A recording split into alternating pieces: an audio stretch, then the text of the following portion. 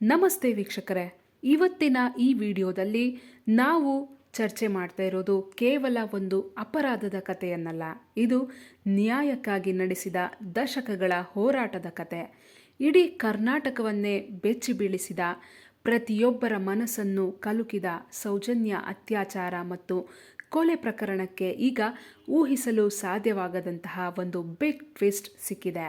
ಹೌದು, ನೀವು ಸರಿಯಾಗಿಯೇ ಕೇಳಿದ್ದೀರಿ. ಕಳೆದ 14 ವರ್ಷಗಳಿಂದ ನ್ಯಾಯಕ್ಕಾಗಿ ಅಲೆಯುತ್ತಿರುವ ಈ ಪ್ರಕರಣದಲ್ಲಿ ಈಗ ಮಹತ್ವದ ಬೆಳವಣಿಗೆಯಾಗಿದೆ. ಸೌಜನ್ಯ ಪ್ರಕರಣದ ಮುಂದಿನ ಭವಿಷ್ಯ ಏನು, ಸುಪ್ರೀಂ ಕೋರ್ಟ್ನಲ್ಲಿ ಏನಾಗುತ್ತೆ ಮತ್ತು ಈ ಪ್ರಕರಣಕ್ಕೆ ಯಾವ ಹೊಸ ಆಯಾಮ ದೊರಕುತ್ತೆ, ಈ ಎಲ್ಲ ಪ್ರಶ್ನೆಗಳಿಗೆ ಉತ್ತರ ಇವತ್ತಿನ ಈ ವಿಡಿಯೋದಲ್ಲಿದೆ.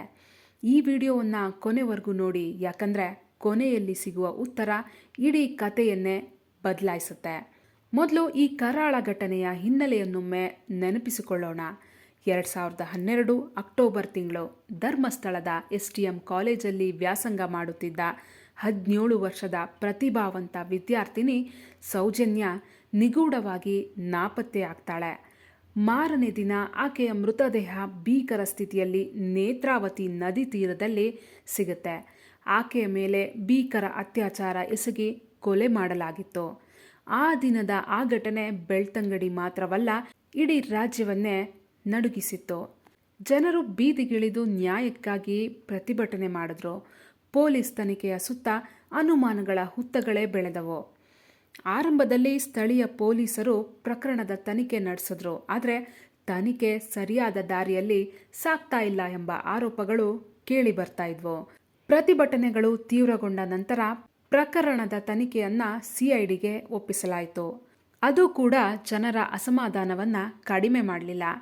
ಆಗಿನ CM ಸಿದ್ದರಾಮಯ್ಯ ನೇತೃತ್ವದ ಸರ್ಕಾರ ಅಂತಿಮವಾಗಿ ಪ್ರಕರಣವನ್ನು CBIಗೆ ಹಸ್ತಾಂತರಿಸಿತು. ಆದರೆ CBI ತನಿಖೆಯ ಫಲಿತಾಂಶವು ಎಲ್ಲರ ನಿರೀಕ್ಷೆಯನ್ನ ತಲೆ ಕೆಳಗೆ ಮಾಡಿತು. CBI ಸಂತೋಷ್ ರಾವ್ ಎಂಬ ವ್ಯಕ್ತಿಯನ್ನ ಬಂಧಿಸಿತಾದ್ರೂ 2023ರಲ್ಲಿ ನ್ಯಾಯಾಲಯವು ಅವನನ್ನು ಸಾಕ್ಷ್ಯಾಧಾರಗಳ ಕೊರತೆಯಿಂದ ಖುಲಾಸೆಗೊಳಿಸಿತು.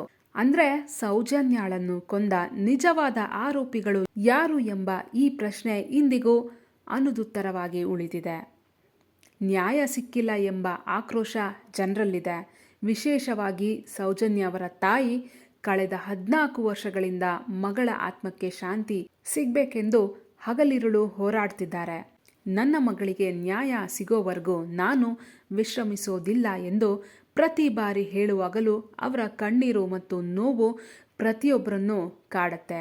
ಈ ಪ್ರಕರಣದ ಮರುತನಿಖೆ ನಡೆಯಬೇಕು, ನಿಜವಾದ ಆರೋಪಿಗಳನ್ನು ಪತ್ತೆ ಹಚ್ಚಿ ಅವರಿಗೆ ಕಠಿಣ ಶಿಕ್ಷೆ ಆಗಬೇಕು ಎಂಬುದು ಅವರ ಮತ್ತು ಅವರ ಕುಟುಂಬದ ಏಕೈಕ ಆಗ್ರಹ.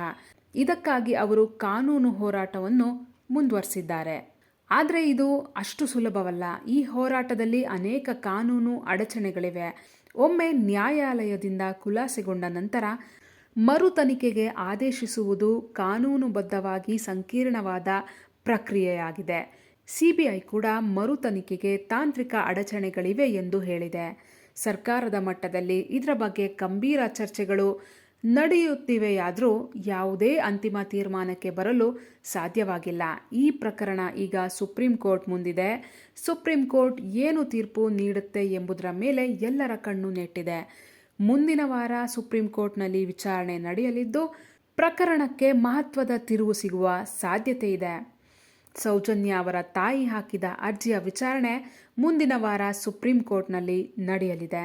ರಾಜ್ಯ ಸರ್ಕಾರ ಕೂಡ ಈ ಬಗ್ಗೆ ಸುಪ್ರೀಂ ಕೋರ್ಟ್ಗೆ ತನ್ನ ಅಭಿಪ್ರಾಯವನ್ನು ತಿಳಿಸಲು ಸಿದ್ಧತೆ ನಡೆಸುತ್ತಿದೆ. ಎಲ್ಲರಲ್ಲೂ ಆತಂಕ, ಕುತೂಹಲ ಮನೆ ಮಾಡಿದೆ. ರಾಜ್ಯ ಗೃಹ ಮತ್ತು ಕಾನೂನು ಇಲಾಖೆಯ ಹಿರಿಯ ಅಧಿಕಾರಿಗಳ ಜೊತೆ ಚರ್ಚೆಗಳು ನಡೆಯುತ್ತಿವೆ. ಈ ಪ್ರಕರಣಕ್ಕೆ ಈಗ ಒಂದು ದೊಡ್ಡ ತಿರುವು ಸಿಕ್ಕಿದೆ ಎಂಬುದು ಖಚಿತವಾಗಿದೆ. ಅದು ಯಾವ ರೀತಿಯ ತಿರುವು, ಏನಾಗುತ್ತೆ, ಈ ಪ್ರಶ್ನೆಗಳು ಸದ್ಯದ ದೊಡ್ಡ ಚರ್ಚೆಯ ವಿಷಯವಾಗಿದೆ. ಯಾರ ಹಸ್ತಕ್ಷೇಪದ ಅಗತ್ಯವಿದೆ? ಕೇಂದ್ರ ಸರ್ಕಾರದ ಪಾತ್ರವಿದೆಯೇ?